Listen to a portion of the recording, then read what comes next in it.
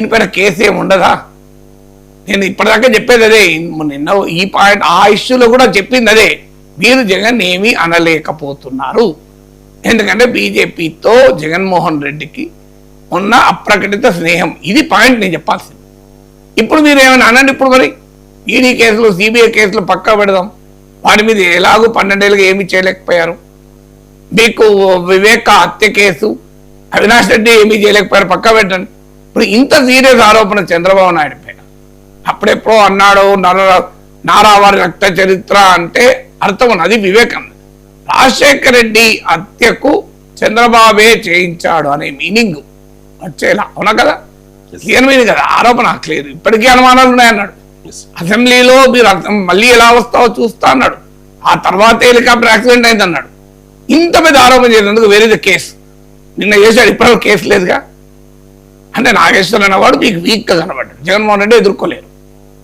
జగన్మోహన్ రెడ్డి ఎందుకు కేసు పెడతలేరు? ఈ క్వశ్చన్కి ఆన్సర్ చెప్పాలి చంద్రబాబు ప్రభుత్వం. దాని ఎందుకు ఇది కేసుకు అర్హత లేదా? దీనికి ఇది ఏ చట్టము దీనికి పనిచేయదా? ఒక జర్నలిస్టుకు సోర్స్ పైనమో దేశంలో చట్టాలు ఎక్కడ ఏ చట్టం లేకపోయినా మీరు కేసులు పెట్టే సాహసం చేస్తారు. నా పిచ్చుకమైన బ్రహ్మాస్త్రాలు ఎందుకండి? సమౌజ్యులతో కొట్లాడండి, నాగేశ్వరతో కొట్లాడితే వస్తుంది. నాగేశ్వర కొట్లాడితే ఓట్లు వస్తాయా? నాగేశ్వర మీద కేసులు పెడితే ఓట్లు వస్తాయా?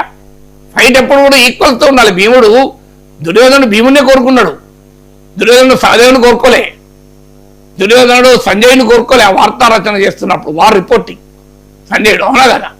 సో దుర్యోధనుడు సంజయునితో మల్ల యుద్ధం చేస్తారని వార్ రిపోర్టింగ్ చేస్తున్నారు. భీముడితో కోరుకున్నాడు. మీరు కూడా మీ సమౌజ్జితో కొట్లాడండి. నా పైన కేసులు కాదు కదా, జగన్మోహన్ రెడ్డి పైన కేసు పెట్టండి. రాజకీయం ఎంత రసవత్తరంగా ఉంటుందో చూద్దాం. కానీ పెట్టలేకపోతే మీ సాహసాన్ని ప్రశ్నించాల్సిందే కదా. ఎందుకు ధైర్యం చేయలేకపోతున్నారు అనే ఫస్ట్ ఆన్సర్ ఉండాలి కదా. అందువల్ల జగన్మోహన్ రెడ్డి అన్నది ఇది సీరియస్ కేసు, డిఫమేషనరీ కాదు. అది ఏ ఆధారము లేకుండా రాజశేఖర రెడ్డి హత్యకు చంద్రబాబే కారణం అనడం డిఫమేటరీ కాదా? క్రిమినల్ డిఫమేషన్ కిందికి రాదా? మీకు రాహుల్ గాంధీ ఒక్క మాట అంటే ఈ సర్నేమ్ అవినీతి పరులందరి ఇంటిని సర్నేమ్లో మోడీ ఎందుకు ఉంటుంది? నీరవ్ మోడీ, లలిత్ మోడీ అని నరేంద్ర మోడీ మోడీ అన్నందుకు రాహుల్ గాంధీ పైన మీరు డిఫమేటరీ కేసు పెట్టి 2 ఏళ్ళు జైలుకి పంపించి ఆయన పార్లమెంట్ సభ్యత్వం కూడా రద్దు చేశారు కదా. నేను ఇవాళ అడుగుతున్నా, మరి జగన్మోహన్ రెడ్డి ఇంత సీరియస్ అలిగేషన్ చేసినప్పుడు క్రిమినల్ ఇన్వెస్టిగేషన్ పెట్టి శాసనసభ సభ్యత్వం రద్దు చేయించండి. ఎందుకు చేయరు? మరి రాహుల్ గాంధీ విషయంలో మోడీ చేసినప్పుడు మీ జగన్ విషయంలో ఎందుకు చేయలేడు? మీరు మా సర్నేమ్లో అవినీతి పట్ల సర్నేమ్లో మోడీ ఉంటుంది అన్న దానికన్నా ఈ సీరియస్ కామెంట్ కాదా? ఒక పొలిటికల్ అంశం ఎస్టాబ్లిష్ చేయడానికి ఒక ఫోర్స్ కన్నా ఇది సీరియస్ అంశం కాదా? అది ఎందుకు? Where is the case? Where is the case? ఇప్పటివరకు అయితే లేదు, నాకు తెలిసిన ఉందా? మరి వేర్ ఇస్ ద కేస్? అంటే పిచ్చికల పైన బ్రహ్మాస్త్రాలు వేస్తారు మీరు, పిచ్చికల పైన బ్రహ్మాస్త్రాలు ఇస్తారు. కానీ అసలు మీ సమౌజ్యులతో కొట్లాడలేరా? ఇలా తెలుగుదేశం జనసేన శ్రేణులు అడుగుతున్న క్వశ్చన్ అదే. మీరు ఏం ప్రామిస్ చేసి వచ్చారు? మీరు ఏం ప్రామిస్ చేసి వచ్చారు? జగన్ అరెస్ట్ చేస్తాం, కేంద్రంతో ఆర్డర్ ఆడిస్తామన్నారు. ఏమైంది? ఇప్పుడు ఇంత ఓపెన్ గా ఆయన ఆరోపణ చేస్తున్నాడు కదా, పబ్లిక్ గా ప్రెస్ కాన్ఫరెన్స్ ఆరోపణ చేస్తున్నాడు. ఇది రెడీ కదా, మీరెందుకు రెడీ లేరు? దీనికి ఆన్సర్ చెప్పాలి కదా.